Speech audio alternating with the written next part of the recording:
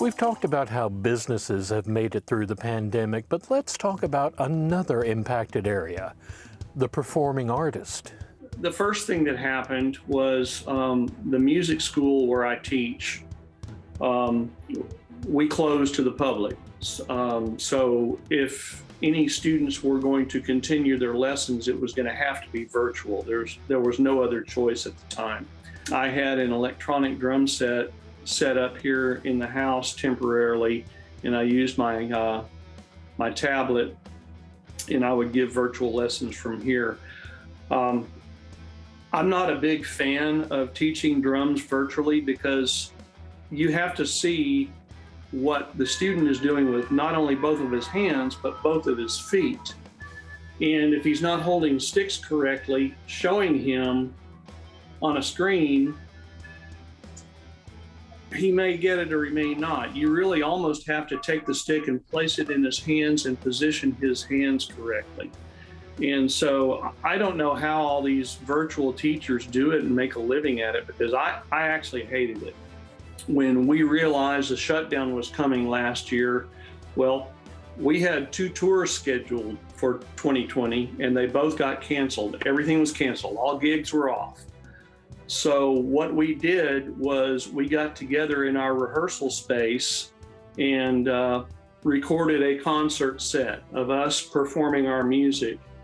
And we contacted all the promoters and all the venues that we were supposed to have played and found out which ones of them were going to attempt to do their concerts or their festivals online.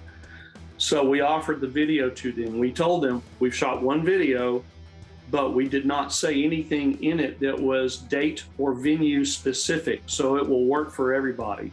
And everybody that was going to do an online festival or concert accepted our video, and so that's how we worked around that. The other thing we did was we worked with an independent film company out of Kentucky called M5 Entertainment, and we've been able to compose and license music to them for about 3 of their films, and so that helped us get through.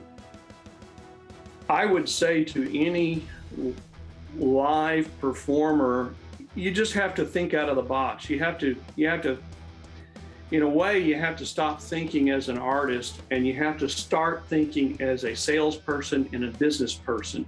How are you going to sell your product when one avenue is locked down and is not accessible to you, in which that was live performances? That was not an option for a year or more. So you have to think of other ways to get your product to your public. You're selling a product. I think the pitfall that a lot of musicians fall into, and I have myself, is as musicians and performers, we are artists. And we don't think in business terms. We think in artistic terms. My music is great, and why doesn't everybody else agree with me? Why don't they all think it's great too? Well, they don't.